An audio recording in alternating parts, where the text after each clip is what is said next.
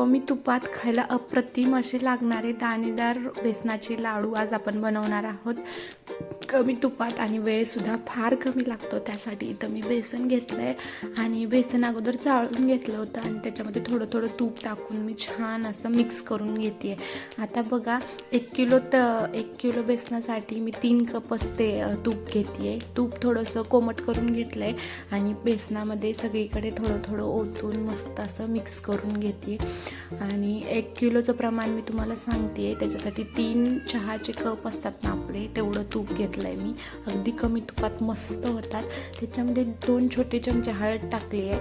आत्ता हा पिवळा कलर याच्यामध्ये दिसणार नाही, पण आपण जसं जसं भाजेल ना तसं तसं छान पिवळा कलर दिसतो. मी नंतर ते पीठ छान असं चाळणीने चाळून घेतलं आहे. चाळून घेतल्यामुळे बघा कसं दाणेदार दिसायलाच दिसतं आहे आणि भाजल्यानंतर जसं भाजेल ना तसं तसं बेसनाचा सुगंधसुद्धा येतो छान असा आणि त्याला पिवळा कलरसुद्धा येतो. आता इथं मी थोडं थोडं घेऊन भाजते. लगेच भाजलं जातं. 1 ताससुद्धा नाही लागणार आपल्याला. अर्ध्या तासामध्येच आपले बेसनाचे लाडू तयार होतात आणि बांधायलासुद्धा फार ताकद लागावी लागत नाही. खूप सुंदर होतात, चवीला मस्त लागतात. आता पिवळा कलर किती छान आला आहे बघा. आपल्याला ना थोडं थोडं करून हे बेसन भाजून घ्यायचं आहे कमी गॅसवरती. मीडियम गॅस ठेवायचा आहे आणि ह्याला छान असं थोडं थोडं हलवत भाजलं ना ह्याला कलर पण पिवळा येतो. आता हे बघा, हे बाजूचं कसं पांढरं दिसतंय आणि हे भाजलेलं कसं पिवळा छान कलर आला आहे. तर ह्याला छान असं थोडं थोडं करूनच भाजायचं आहे, म्हणजे छान भाजलं जातं. तर मस्त असं भाजून घ्यायचं सगळं बेसन.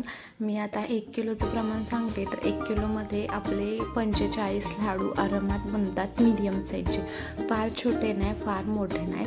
तर 45 लाडूचं प्रमाण सांगते. आता इथं मी बेसन पीठ भाजून 2 भांड्यांमध्ये पसरून ठेवलं आहे थंड होण्यासाठी. इथं मी पावडर बनवून घेतली आहे आपल्या साखरेची, म्हणजे साखरेची पिठी बनवून घेतली आहे आणि एका मिक्सरच्या भांड्यामध्ये वेलची पूड पण टाकून साखर टाकूनच बारीक करून घेतले. आणि ह्याच्यामध्ये आपण ॲडिशनल टाकणार आहोत ड्रायफ्रूट्स. मी फक्त इथं बदामच टाकते, काजूच टाकते. तुम्हाला अजून काही ड्रायफ्रूट्स टाकायचे असले तर टाकू शकता. आता हे मी सगळं एकत्र करून घेतलं पीठ भाजलेलं थंड झाल्यानंतर. याच्यामध्ये मी पिठी साखर आणि वेलची पूड टाकून छान असं मिक्स करून घेणार आहे. आता मी इथं साखर किती घेतली आहे, तर जेवढं आपलं बेसनचं पीठ असेल त्याच्या निम्म प्रमाण घ्यायचं आहे साखरेचं, म्हणजे पिठी केलेली साखर. जेवढं बेसन आहे त्याच्या निम्म. 1 किलो बेसन असेल तर अर्धा किलो पिठी. छान मिक्स करून घेतलं आणि कोमट केलेलं तूप 2 कप जे आपण ठेवलं होतं ते ह्याच्यावरतीच टाकून घेणार आहोत सगळं झाल्यानंतर, म्हणजेच पिठी छान मिक्स केल्यानंतर.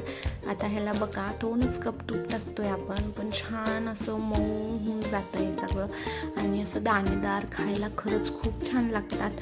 आपले जे रेग्युलर आपण बेसनाचे लाडू बनवतो ना त्याच्यापेक्षा सुद्धा हे छान लागतात.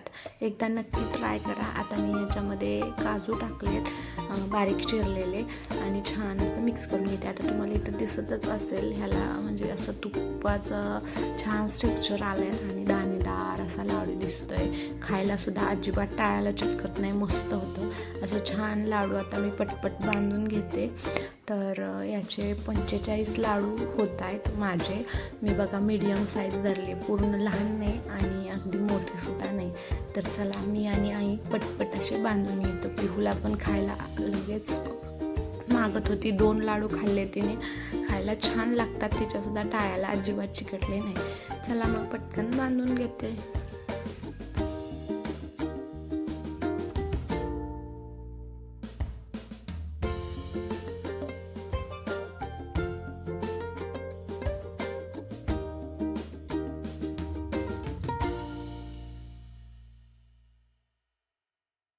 ही रेसिपी कशी वाटली आहे मला कमेंट करून सांगा. पुन्हा भेटू पुढच्या व्हिडिओमध्ये. बाय.